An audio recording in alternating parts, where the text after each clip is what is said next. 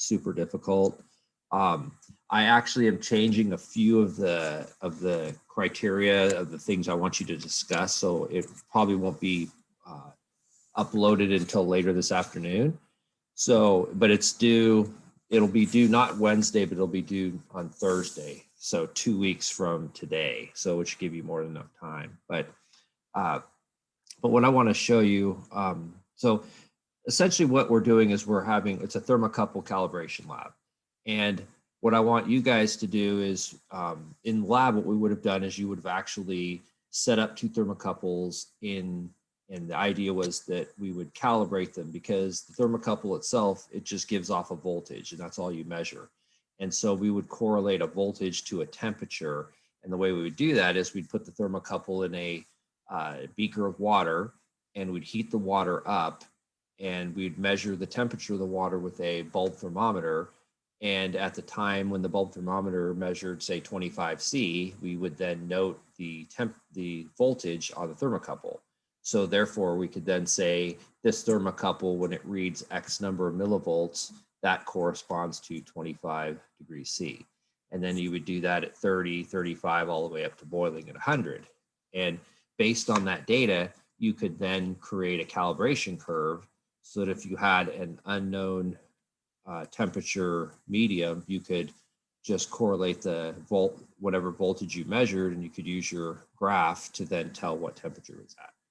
So a couple of things I want you to keep in mind with this lab is that, and you'll have to probably do a little bit of background on thermocouples because I want you guys to be able to tell me what are the different types of thermocouples, because there are different metal combinations and there's reasons for those different metal combinations. Also, what are some practical applications of thermocouples and why are they chosen, say, over a bulb thermometer or a thermistor or other means of measuring temperature? Other thing to consider is what are the limitations of the experiment. And so a lot of times when you're writing or doing an experiment, you want to critique it yourself and say that, we did this experiment, this is the results, but, based on these limitations, identifying those limitations and, where areas of improvement, that bolsters your credibility because it says, yeah, you thought about that. Because obviously no experiment's perfect. It's almost always going to leave you with more questions than answers. So I want to show you the data. The data that you'll be looking at looks like this, and you will you'll upload it. It'll be in the module in Canvas, which I'll show you momentarily. And there's a lot of data because when we actually do the experiment, we take data, I think every 0.2 or 0.02 seconds. So I don't want you to plot all this data because there's probably about 10,000 data points here. But if you go to, for example, if I highlight this column, so this was our starting point, 18.5 degrees, and that's where you're going to start at. And these are the respective thermocouples. You're going to call one orange, one purple, because you don't know what it is. You can name it what you want, but just probably orange and purple is the best. And then you'll notice that all these decimal places. Now, reasonably, the polydac system that we use does not measure to the picovolt sensitivity. It's not possible. So this is a lot, and you see this a lot when you do measurements, you may get a lot of noise. So be sure that you round this to no more than 3 decimals, okay? So like this first example, 0.4596 should just be 0.460. Now, that's because you are going to make a table of your data, but not all of it. So for example, we start at 18.5, and in Excel, if you hit Control arrow down, it'll take you to the next note on this. So we don't care so much about when we turn the hot plate on. But if we go down to the next one, that's our next temperature, 20 degrees. And so you'll notice that the temperature around that, it floats around a little bit in terms of voltage. So I would recommend taking the voltage above and below and averaging those 3 as your measurements, okay? So then you'll get, what you're going to do effectively is you're going to take the average of those 3, and those are going to be the values that you're actually going to plot against the 20 degrees, right? And then you have 25, 30, 35, and it goes all the way up to 100. So don't worry about the intermittent stuff. but you will make a table out of your average voltages for each of these respective temperatures. And again, all this is in the instruction manual, but sometimes it helps to just see what I'm talking about instead of reading it. Now, the other thing is in, let me share again with, sorry, go to Canvas.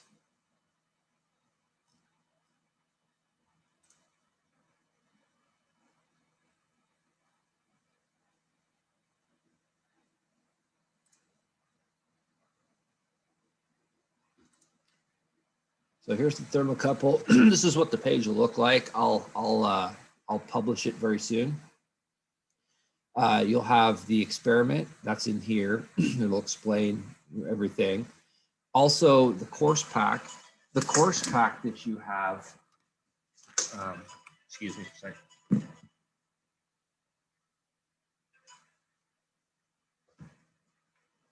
Sorry about that. The course pack that you have that's on Thorncroft's site, that has all of the labs. So you're going to want to look up the Thermocouple Lab that's in there, and that's also given in the instructions. And that'll help you understand what we actually did. So basic theory on thermocouples is in the appendix. That's also in the lab portion of the course pack. And this video here, this video that I put together, this as best I could in the time I had. This video was actually made in the waning days of last winter quarter, just before we were all booted out of school for COVID. So cut me a little slack. It's not exactly an Academy Award-winning production, but it does give you the overview of what was actually done. All right. And then again, this is the data file right here. And then I also published a grading rubric, which gives you an idea of like the things I'm looking for in the report. All right. And so there's this is, I think, an old lab explanation video I'll leave up there. And then I'll put this one up there too. So everything you need will be on Canvas, but by all means, if you have questions, please contact me about specifics. I try to make it as self-explanatory as possible, but there's always going to be a few, and that's fine. It doesn't take, with 4 people in the group, it shouldn't take a lot of effort on everyone. But I would encourage you guys, if you haven't already done so, is look at this list. This is the group assignments. Contact your group members, coordinate a time when you guys can meet that works for everybody. And I would say divvy up the tasks. That's the best thing to do, is just divvy up the tasks. Say, okay, you're going to do this, you're going to do this. And I would highly recommend that one person be kind of the editor, because when you put everything together, you want to make sure it reads as one seamless document and not a bunch of like 4 people kind of blending it. Okay. And so that is part of the grading, is how well it flows and how professional it looks. So pay attention to detail as far as how you present your graphs and your tables. Don't have tables that have half the table on one page and the other half on the other page. It's okay to have, if you mention the table, mention the table like a page before the table. General rules, if you mention figures or tables, it should be before they're presented. But if they're not presented for another page, that's fine. So, you may have to do a little bit of moving stuff around, but again, you know what looks good, and it's amazing how even if the content of your report is excellent, if the layout is choppy, it really will degrade and the overall view of what you did. So these are just things I'm passing on from experience that'll make you better writers, and overall will make you, more successful when you work out in the real world, because it's amazing. People will judge you by how well you write, it's just, I see it all the time. And I'm not saying writing is fun. I still write reports for tons and tons of things, and it's my least favorite part, but it's a necessary evil. So I don't think we have access to the Excel sheet with the group assignments at the moment. Oh, if you go to modules, and you go to group assignments, and I did not publish it. I'm so sorry. Now you do. I am Awesome. sorry about that. Yeah. No worries. Thank you for pointing that out. So yeah, so go ahead and click on that, and you should be able to access it and get in contact. So, but I will go ahead again. I will make sure this is active very soon, as soon as I make those tweaks. And by all means, dive into it. Give me you drop into office hours if you have questions, or email me. And it should be hopefully a positive experience. It's not meant to kill you, but it's meant to be something that you can learn from. So, any questions on anything?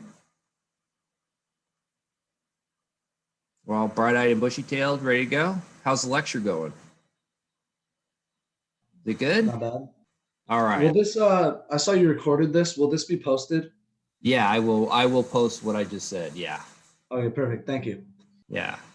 So, okay. Well, I appreciate you guys taking the time on Thursday to drop in. I just wanted to, again, give you that kind of 30,000 foot view of what we were doing. And again, once you dive into it, hopefully your questions will be answered, but by all means, follow up with me if you have questions, and we'll go from there. Okay. All right. Well, you guys have a good rest of your Thursday, and again, enjoy your weekend, and I will see you when I see you. Okay. Thank you. Thank you, guys. Take care. Thank you. Thank you. Have a good weekend. You too. Thank you. Have a good day. Thanks. Professor, really quick question. Sure. So I haven't looked at the group assignments really thoroughly yet, but if we did want to switch